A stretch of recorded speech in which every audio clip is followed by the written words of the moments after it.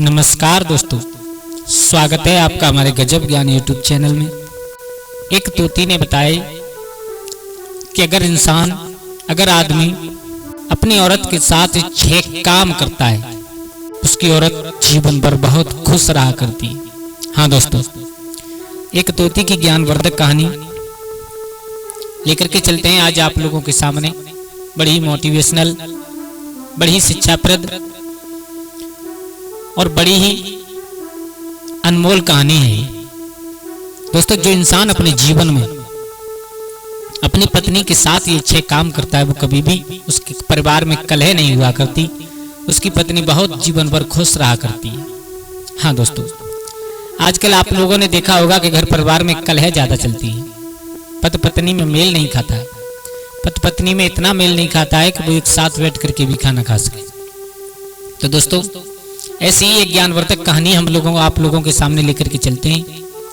तो कहानी प्रारंभ करने से पहले आप लोगों से एक निवेदन है, अगर आप हमारे गजब ज्ञान यूट्यूब चैनल पर नए दर्शक मेहमान बंधु बनकर के आए हैं तो प्लीज हमारे चैनल को सब्सक्राइब करें और हो सके तो अपने परिवार और दोस्तों के साथ में शेयर जरूर करें। और हाँ, वीडियो को पूरा जरूर देखें, क्योंकि जब तक आप लोग पूरा नहीं देखोगे तब तक कोई बात समझ में नहीं आएगी। और आप लोग इस बात को जानते हो कि आधा अधूरा ज्ञान हमेशा खतरनाक साबित हुआ करता है। दोस्तों, बड़ी ही अनमोल कहानी है। तो आ जाओ, आप लोगों का समय ज्यादा बर्बाद ना करते हुए गौर करते हैं कहानी की तरफ। कि किसी नगर में एक राजा निवास करता था। उसके एक बहुत सुंदर बिटिया थी जिसका नाम था रूपवती।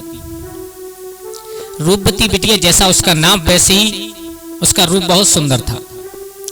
मेरे भैया, उस बिटिया ने और एक तोती को पाल रखा था अपने आंगन में। उससे खेलना, उसके साथ समय बिताना, उसे खाना खिलाना उस रूपवती बिटिया का रोजाना का काम था। मेरे भैया, धीरे धीरे समय निकलता चला गया। समय कितना निकल गया कि वो रूपवती विवाह के योग्य हो चुकी है। एक दिन रूपवती के पिता ने, यानी उस नगर के महाराज ने, और अपनी बिटिया की तरफ देखा, समझ गए कि मेरी बिटिया विवाह के योग्य हो चुकी है। विवाह की तैयारियां शुरू करने लगे हैं। आप लोग जानते हो कि जब बिटिया विवाह के योग्य हो जाए तो पिता का यह धर्म बनता है, माँ बाप का यह धर्म बनता है कि अपनी बिटिया की शादी करे। दोस्तों, आज उस राजा ने एक बात सोची, मैं अपनी बिटिया के योग्य वर ढूंढने के लिए जाऊंगा संसार में। क्यों ना मैं अपनी बिटिया से ही पूछ लूं कि उसे कैसे वर से शादी करनी है। हाँ दोस्तों, उस रूपवती बिटिया को अपने पास बुलाकर के महाराज ने पूछा, बेटा देखो, बिटिया कभी भी किसी की, चाहे गरीब की हो, चाहे अमीर की हो, चाहे राजा महाराजा, किसी की भी हो, बिटिया किसी की आज तक घर नहीं रुक पाई। और बेटा, तुम विवाह के योग्य हो चुकी हो, हम तुम्हारी शादी करेंगे। तो आप हमें ये बता दो कि आप कैसे वर से शादी करना चाहोगे। उस बिटिया ने कहा, पिताजी मैं आपसे ज्यादा नहीं जानती हूँ, मैं आपसे ज्यादा नहीं जानती हूँ। जैसा आप खोज करके आओगे मैं उसी से अपनी शादी कर लूंगी। फिर पिता ने विचार किया, बोले एक काम करें, एक स्वयंवर का अनुष्ठान करें अपने घर पर, एक स्वयंवर रचवाएं। उस स्वयंवर में जिस बिटिया की इच्छा होगी उसके साथ अपनी शादी कर लेगी। अच्छा बेटा, एक काम करते हैं, एक स्वयंवर रखते हैं और उस स्वयंवर में कुछ थोड़ी सी प्रतियोगिता रखेंगे। जो राजकुमार, जो राजा महाराजा उस प्रतियोगिता में पास हो जाएगा उसके साथ में तुम्हारा विवाह कर देंगे। बोले ठीक है।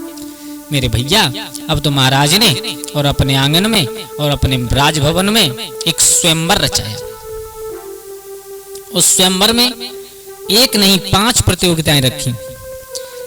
सबसे पहली प्रतियोगिता रखी बाण प्रतियोगिता।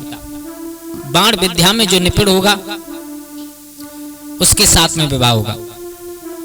और दूसरा, गायन प्रतियोगिता में भी निपुण होना चाहिए। तीसरी प्रतियोगिता, नृत्य नाचने की कला में भी, सुंदरता की कला में भी और ज्ञान की प्रतियोगिता में भी। इन 5 प्रतियोगिताओं को जो राजकुमार पार कर लेगा उसके साथ में और उस रूपवती बिटिया का विवाह हो जाएगा। हाँ दोस्तों, और ये काम सौंप दिया एक जो महाराज के मंत्री थे, उनका बेटा था जिसका नाम था भरत। लेकिन बताएं, जो भरत नाम का मंत्री का बेटा था वो बचपन से, छोटेपन से ही उस राजकुमारी के साथ खेलता कूदता बड़ा हुआ था। तो वो दिल ही दिल में राजकुमारी को बहुत चाहता था, बहुत। लेकिन कह नहीं सकता था, क्योंकि हम एक मंत्री के बेटा हैं और वो हमारे महाराज की बिटिया है।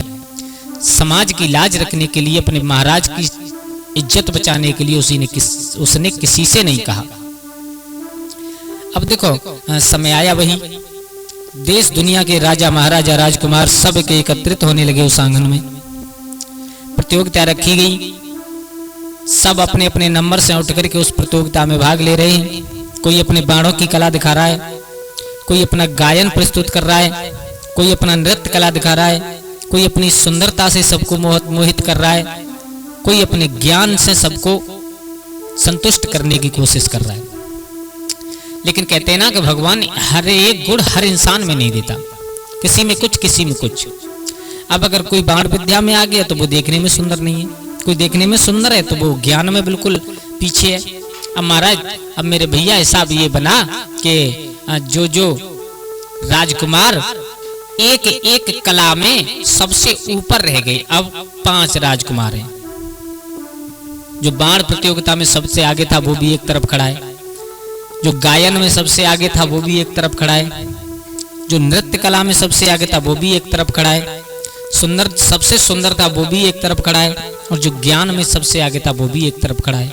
अब राजकुमारी एक, अब 5 से विवाह तो कर नहीं सकती, और ऐसा कोई नहीं है जिसमें ये 5 गुण हों सबसे अलग।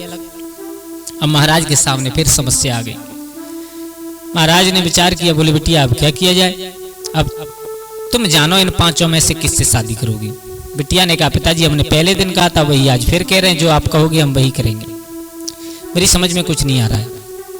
अब महाराज ने सोचा, बोले एक काम करो, इन 5 राजकुमारों को अपने घर पर रोकें, कुछ दिन घर पर रहने के बाद तब फैसला करेंगे किसके साथ में विवाह करना है। मेरे भैया वो राजा और वो रूपवती बिटिया दोनों चक्कर में फंसी। लेकिन उधर बिटिया का ये काम था कि रोजाना और शाम को बैठ करके जो उसने एक तोती पाल रखी थी उससे अपनी बातें किया करती थी। आज रोजाना की तरह राजकुमारी तोती के पास पहुंची। तोती ने कहा, आज चक्कर क्या है, आज तुम सुस्त कैसे हो, चेहरा तुम्हारा कैसे उदास है। बोले क्या बताया, हम तो बहुत जटिल समस्या में फंसे हैं। बोले क्यों, सारा हाल बताया। बोले समझ में नहीं आ रहा है शादी किससे करें। तो वो तोती कह रही है, सुनो मैं तुम्हें बात बता रही हूं, इंसान को चाहिए, लड़की को चाहिए कैसे लड़के से शादी करे, जो लड़का अपनी औरत को कभी भी समाज में कायल ना करे। नंबर 1, समाज में चलो कोई गलती हो जाती है पति पत्नी में तो कभी भी समाज के सामने उसे दंड नहीं देना चाहिए। अगर दंड देना है तो एकांत में घर आकर के उन्हें समझाएं, सबसे पहला। दूसरा, आदमी को कभी भी अपनी स्त्री को भोग विलास की सामग्री नहीं समझना चाहिए, उस इंसान को कभी भी नहीं समझना चाहिए। तीसरा, घर की कभी भी नौकरानी नहीं समझनी चाहिए औरत को। पुतोती समझा रही है, सुनो राजकुमारी, ये कुछ बातें ऐसी हुआ करती हैं, अगर जिन्हें इंसान अपना ले तो कभी भी जीवन में कलह या विकार नहीं आ सकते। नंबर 4, संकट की घड़ी में कभी भी औरत को अकेला नहीं छोड़ना चाहिए। हाँ, जिस समय संकट चाहे छोटा हो चाहे बड़ा हो, संकट हुआ करता है। संकट के समय कभी भी औरत को अकेला नहीं छोड़ना चाहिए, अन्यथा घर में विकार बहुत पैदा होते हैं। नंबर 5, औरत को कभी भी मारना या पीटना नहीं चाहिए। जितना हो सके उतना समझाना चाहिए बातों से। पीटने से कोई इंसान सुधरता नहीं है कभी भी। नंबर 6, उस इंसान से शादी करो राजकुमारी तुम, जो इंसान अपनी पत्नी को आधा अंग समझ करके चले, अपना आधा शरीर समझ करके चले। क्यों? ऐसे इंसान से शादी करनी चाहिए जो जीवन की समस्याओं से लड़ने के काबिल हो, जो पत्नी का महत्व समझता हो, जो पत्नी को वो सम्मान दिला सके जो उसे पाने की अधिकारी होती है पत्नी, जो समय आने पर प्राणों की बाजी लगाकर भी उसकी रक्षा करे, और जो ये समझता हो कि उसकी पत्नी सिर्फ उसके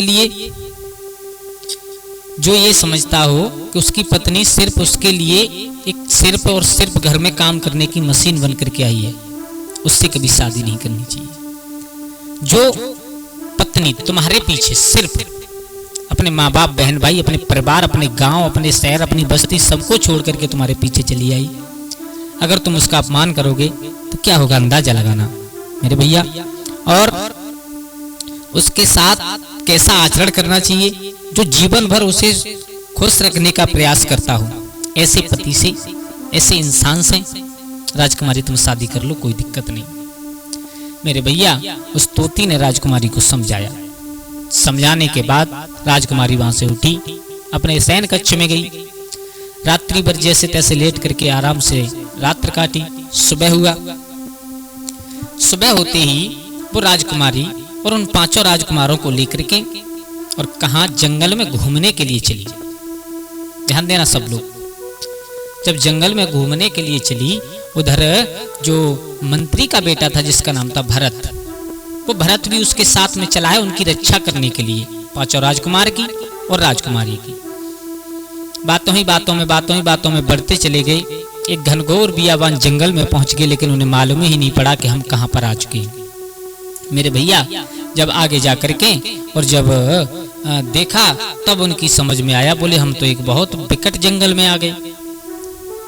अब कुछ सोचते इससे पहले ही एक बाघ ने आकर के दहाड़ लगा दी। मेरे भैया उस बाघ को देख करके सभी लोग घबरा गए। सभी लोग घबराए। एकदम भरत जो उन 5-6 लोगों की रक्षा करने के लिए गया था, कूद करके सबसे आगे खड़ा हो गया, हाथ में तलवार लेकर के, और राजकुमारी से कहा, राजकुमारी आप यहां से तुरंत भाग जाइए और इस बाघ को मैं देखता हूं। भरत आगे खड़ा है, लेकिन जो पीछे 5 राजकुमार थे उन्होंने देखा कभी ये बाघ जिंदा नहीं छोड़ेगा। राजकुमारी का हाथ छोड़ करके एकदम उल्टे पैर पीछे की तरफ भागे। राजकुमारी को पसीना आ गया। चलते में आवाज लगाइए, आ जाओ, अगर जान बचानी है तो यहाँ से भागो, अन्यथा ये बाघ हम किसी को नहीं छोड़ेगा। राजकुमारी ने कहा तुम्हें भागना है भाग जाओ, मैं तो भरत की रक्षा करूंगी। मेरे भैया सिर्फ दोनों खड़े के खड़े रह गए। वो 5 राजकुमार वहां से भाग गए। अब एकदम अपनी फुर्ती दिखाते हुए उस बाघ से उस भरत की लड़ाई हुई। मेरे भैया जैसे तैसे किसी भी प्रकार उस बाघ को परास्त किया, वहां से भगाया।